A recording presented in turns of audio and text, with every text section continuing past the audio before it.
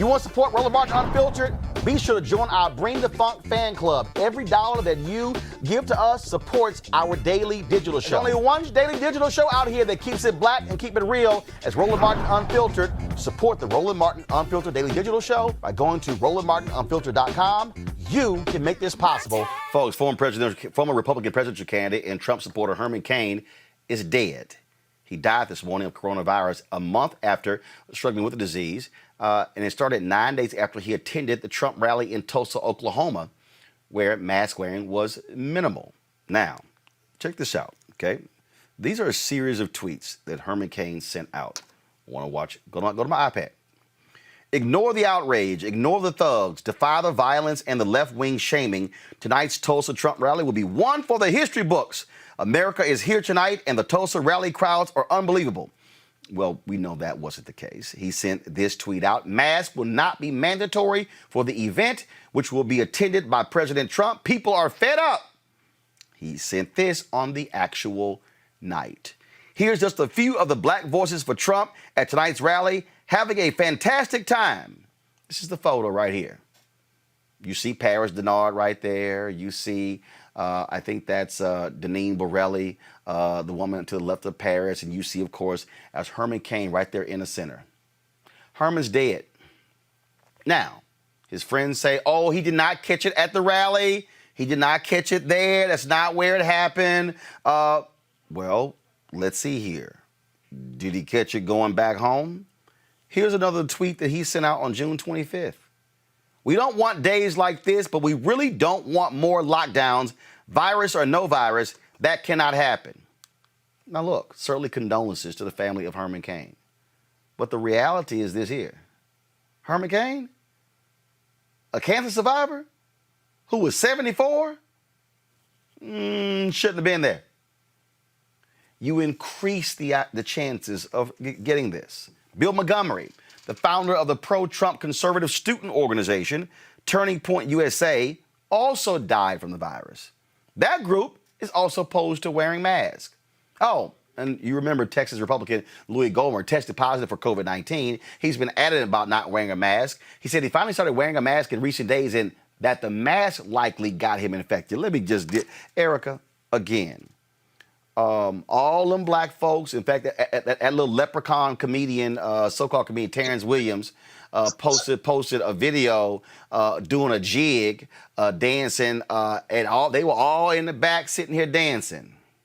What? Now, one of them who was dancing, Herman Cain, now they mourning. He ain't here. He's dead. Yeah, I still don't understand how a mask became political when we are facing a global pandemic that is airborne and impacts the respiratory system, which we know when we look at studies, black folks disproportionately are impacted by asthma. And then when we start looking at the places where people live, particularly if they're plants and things of that nature, that makes them just as much susceptible. But getting back to Herman Cain, who contracted the virus, you said, like less than 14 days after attending the rally. And this man went to the hospital July 1st and just went downhill from there. I think the overarching lesson for everyone here is to wear a mask and to social distance. Those are the ways with which we can fight coronavirus. And now, as it relates to Representative Gohmert, the other part of his wildness around not wearing a mask is that he also lives in his office. And so he uses facilities that other people that are in Congress have to use as well.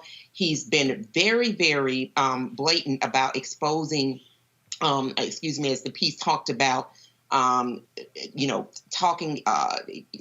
giving staff a hard time that did wear masks. And so you have a person that really is a super spreader, so to speak, postured himself as a super spreader, that is not being disciplined, that is not really being forced to comply in the way that will protect the health of other people. So these are the folks that we really have to be on the lookout for. Reese, Greg sent me this photo. This was a photo. Where'd you say Greg is from? Negro?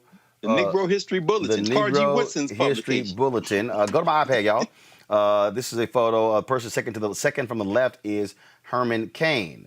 And these participants in the student panel, which reviewed Negro history over radio station WERD in Atlanta during Negro History Week, are presented compliments of a book by the panel's moderator, William W. Bennett. Again, this right here is Herman Cain. This is, I mean, the thing here, Reese, is just simple. These people want to play with fire. These folks are running around listening to Donald Trump, listening to him. They're acting a fool. They're sitting there cussing folks out, yelling in stores. I mean, 100 years ago, 100 years ago, there was a Spanish flu. 500 million across the world got infected. 17 to 50 million died. Right now, the COVID death rate is at 152,000. Trump gives a news conference today. We're seeing things leveling off in Texas, is leveling off here. They are living in a completely delusional world. And the people who play games, this is real simple. You're playing Russian roulette with your life. That's what Herman Cain did.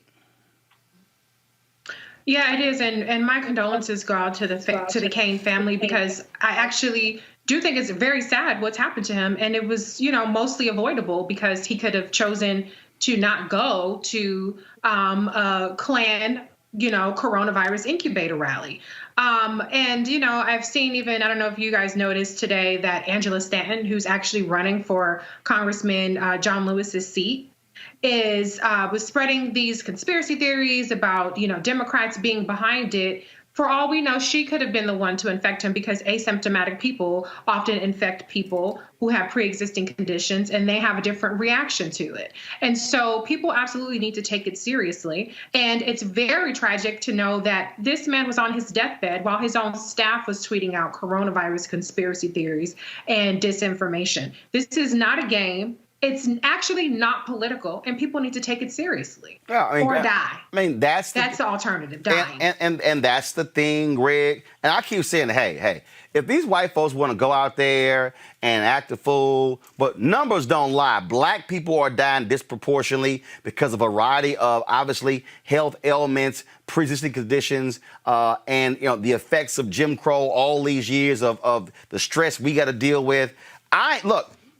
Look, people were asking me, Roland, are you going to go cover the funeral stuff of Congressman John Lewis? And I was very, very close to doing it. But I had to sit there and make a decision, Greg. I said, wait a minute. Yeah. I'm the only host of the show. I ain't got no backup. Yeah. There some companies have a key man insurance. I'm lone man. The bottom line is, me hosting this show is responsible for the jobs of 10 other people. So you can't just... And then also you got your family who's been affected as well. People got to understand what's going on here. And again, condolences go out to the Cain family, but you put your life on the line for a Trump rally? Gave his life, brother. You gave your life for a Trump rally? Took the ultimate L. Just like Reese said. And that's why when you show that picture, really, the thing that moved me, I was looking through some copies of the Negro History Bulletin, and I came across that picture and I froze. From the early 1960s. Why? Herman Cain. Let's contrast Herman Cain with this white nationalist who's falling apart. He might not make it to November. Whatever's eating his brain may have it all eaten up by September, October. But let's contrast Herman Cain with Donald Trump.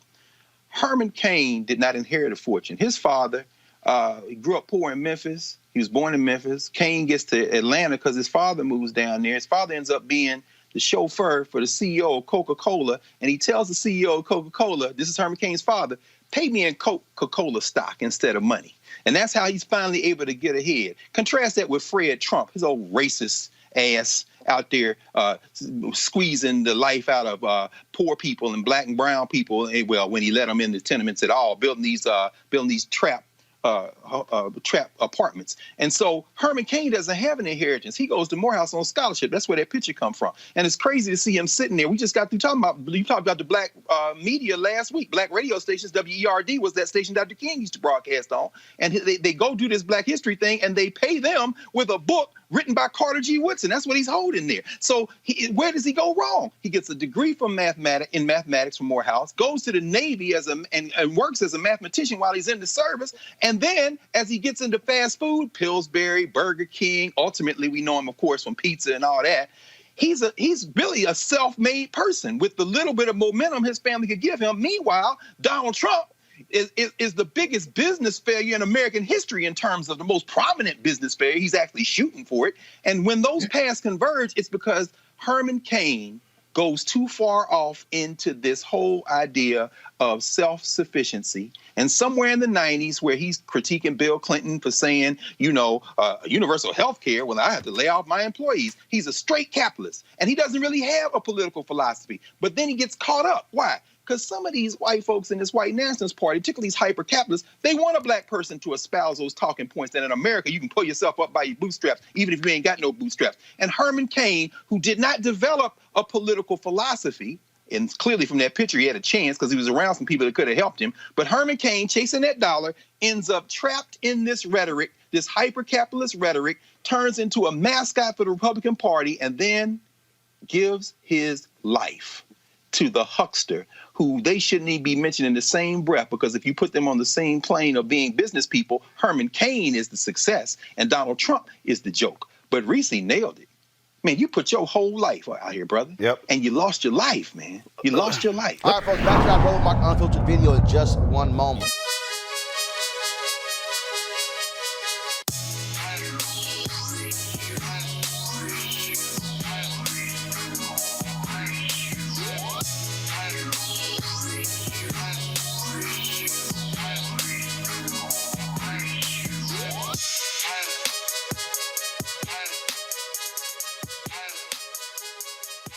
Black-owned businesses right here on Roland Martin Unfiltered, and the folks at Ceek.com, a company founded by inventor Mary Spio.